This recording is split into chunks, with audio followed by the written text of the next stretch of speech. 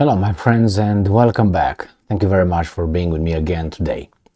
If you happen to be a professor, a university professor, that doesn't mean that you are absolved of providing evidence when you make statements. On the contrary, when you make a statement, you as a professor, as a scientist, you should be used to providing evidence and support your claims. In this case, we have a weasel professor, and this professor just makes a claim without supporting it with evidence, which tells me that he's not good at, is a she or a he, I can't remember, I think it's a she, at her job. It doesn't really matter, but I want to use the right pronoun. I don't know if what she identifies as, and I don't really care. So let's see. This comes from the Hill. Princeton professor, affirmative action ruling will lead to segregated higher education. Okay, well, this is her statement, and I want to hear her study. Remember, she talks in the future. I can say the same thing. No, affirmative action ruling will lead to perfect equality and love among humans. All right? And don't ask me for any evidence, because I will provide you the same amount of evidence as this Princeton professor provided. A leading academic. Okay, so if you say this before someone's name or anything like that, to introduce someone to the matter, it doesn't mean that that person is somehow above, you just take it because that person says it. It doesn't work that way. So a leading academic, good, I don't know, he's a kind of academic, I know how leading that person is warning that the Supreme Court's Thursday's decision to strike down affirmative action in college admissions could lead to segregated classrooms at universities across the country.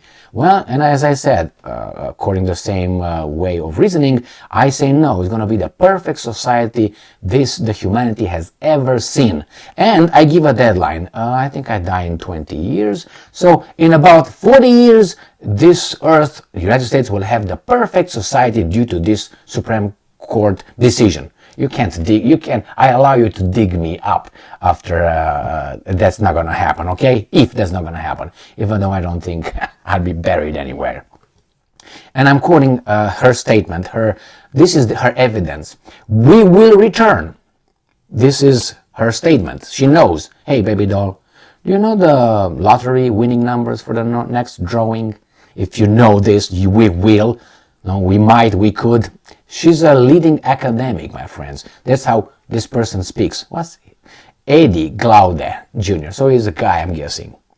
I never know nowadays. We will return to elite institutions, most specifically being the space for particular populations, for predominantly white and Asian students. End quote. Where's the evidence?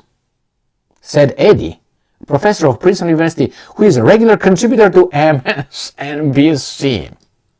During the network's breaking news coverage of the SCOTUS ruling. We will begin to see a kind of segregated higher education landscape. Where's the evidence, Glaude? The irony, of course, this was just one remedy to the legacy of discrimination and admission. No, you discriminate now against other groups. I want a plain field. Only one remedy, and so here they're taking it away. No, you gave something to some and you took it from some others. You took from my children.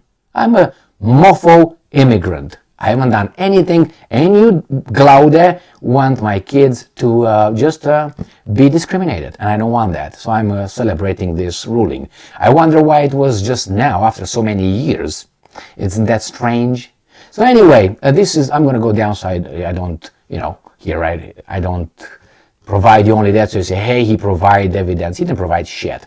All right, so Glube, Glabe, Glabadane is a hack. He's an activist. He's not a professor. He's not a scientist. He's just a hack. We will. As you say it, I say it. Don't bring your diplomas. I bring my diplomas. And you know what I bring? My big head. I think my head is bigger than yours, therefore I must be smarter than you. Or you know what? I think my nose is longer, therefore I think again I'm smarter than you. Okay, so let's start not going to that kind of putting down your diploma. Based on what you said, you're an idiot. Princeton leading professor. And I rest my case. Thank you very much for being with me again today. Stay strong, stay smart, look for the truth, and be just.